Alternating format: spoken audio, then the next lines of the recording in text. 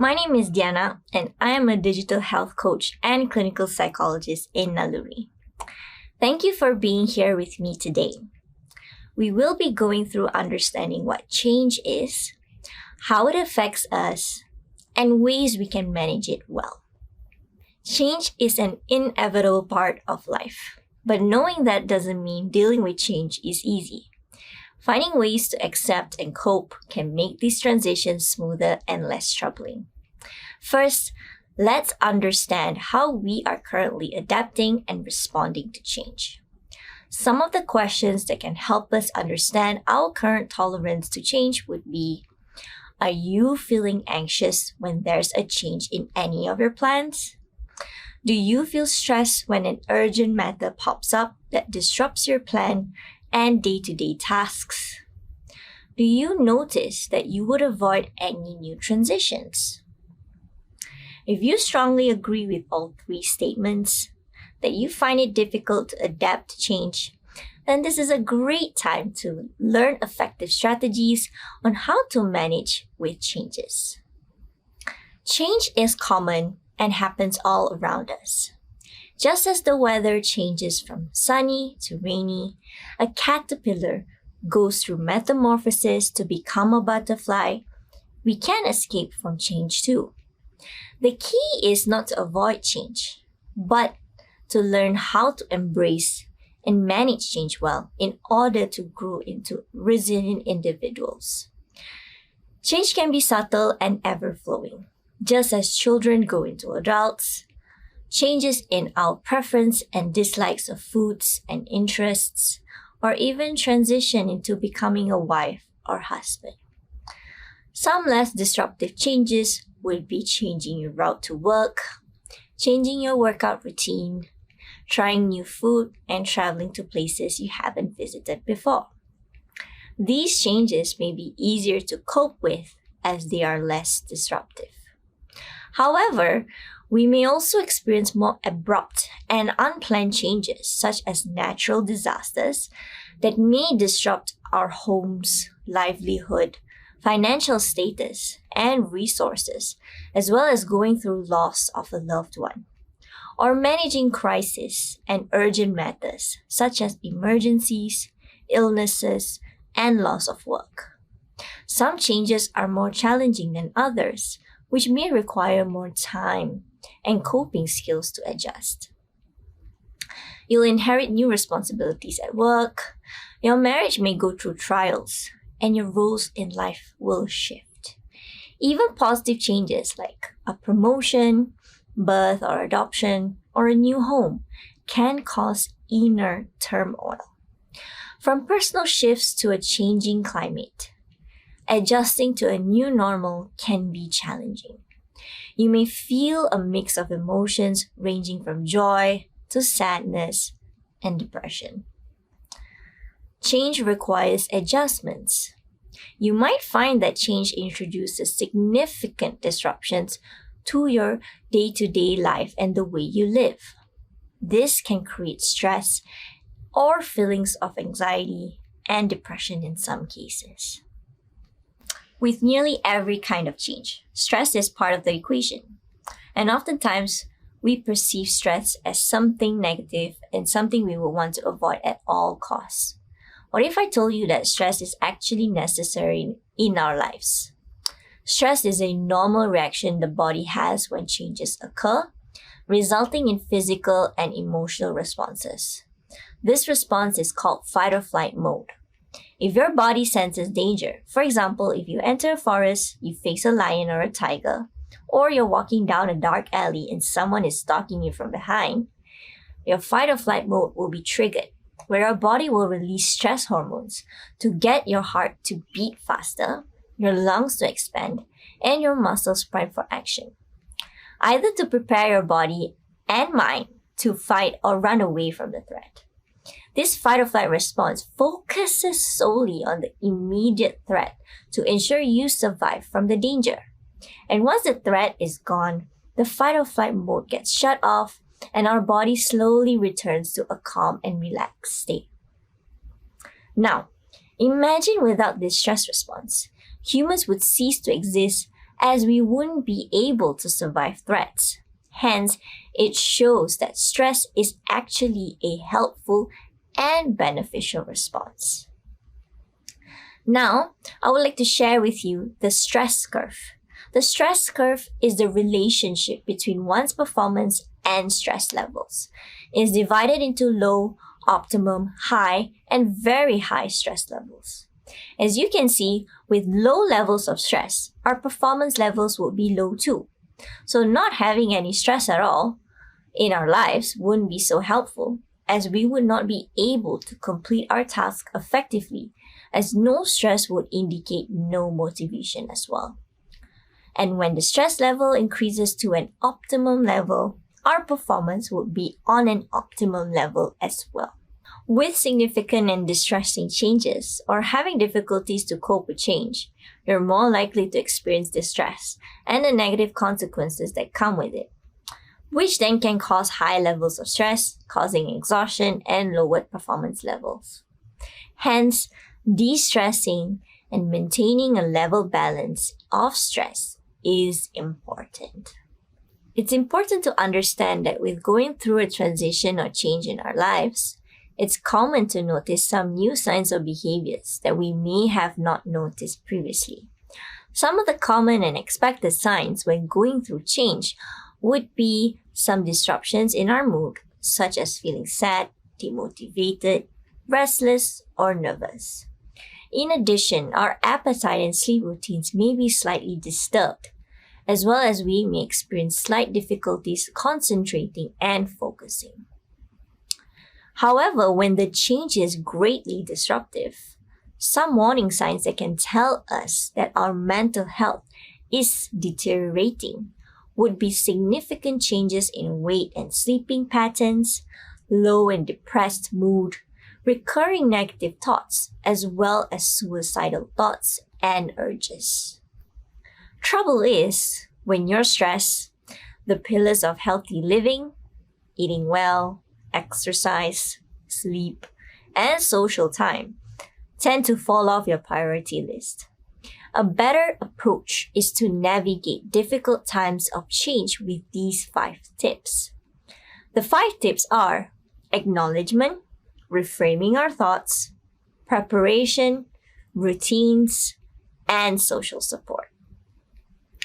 Having strategies to cope can help you become more resilient to stress and make it easier to adapt to the transitions in your life.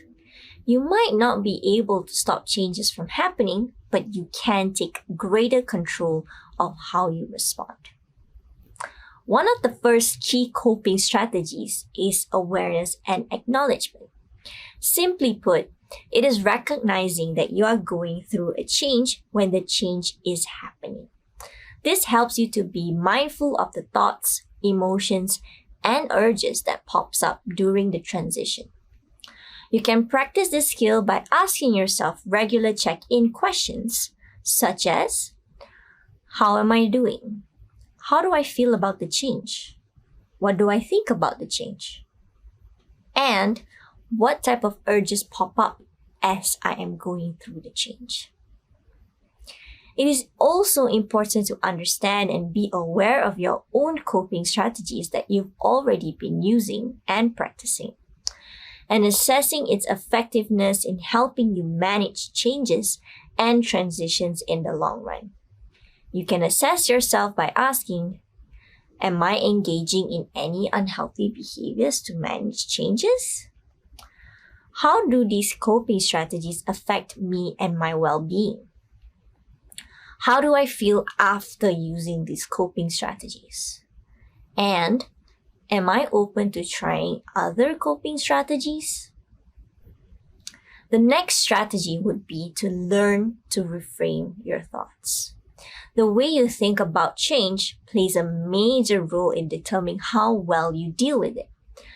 Automatic negative thinking patterns can undermine your ability to consider different perspectives other than the negative one. When negative thoughts wear you out, it becomes difficult to have faith in your own capabilities. Reframing your thoughts is a technique that can help you challenge these negative thoughts. It is a strategy you can utilize in your day-to-day life to help look at situations with a more realistic, rational, and hopeful outlook. It is about shifting your perspective regarding a situation. For example, if you see that a change will upset the balance of your life, it is more likely that you will find it difficult to cope with the change effectively. A helpful technique is to empower yourself by shifting that perspective into something that emphasizes on your strengths. You can elicit this by asking yourself, am I engaging in negative thinking patterns, such as all or nothing thinking? What evidence do I have to support my negative thoughts? What evidence do I have to dispute my negative thoughts? What are some things that's within my control? And what are the things that's out of my control? Another aspect is to consider our internal self-talk. Are we speaking to ourselves in a kind and compassionate way, or in a judgmental, critical manner? Extending compassion towards ourselves have been proven to be effective in elevating our moods, increase self-confidence and esteem, as well as increased quality of life. Part of extending compassion to ourselves would be saying, this change is difficult. It's okay to not be okay sometimes. I am not alone in this struggle. I can find comfort in knowing that people are going through something similar. And lastly, there is no shame in reaching out for help or allowing myself to receive help from others. The third strategy in dealing with change is preparation.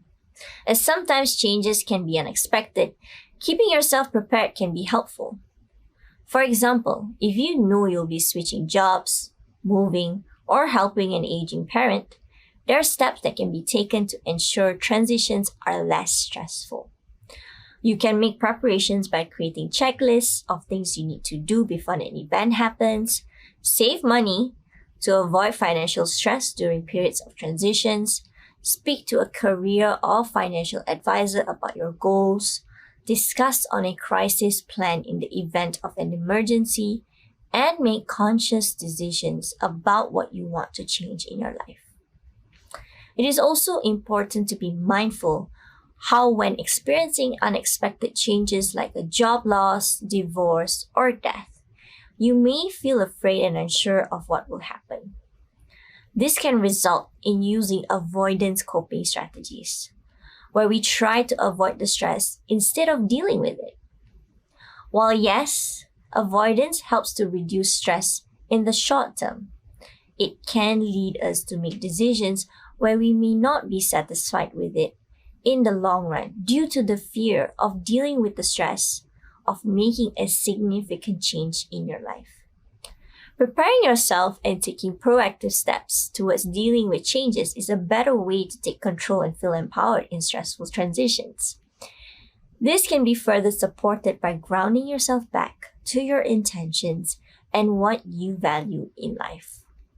It is also vital to be mindful that practicing a healthy balance of preparation and flexibility helps to ensure that we do not get too caught up in structure and planning.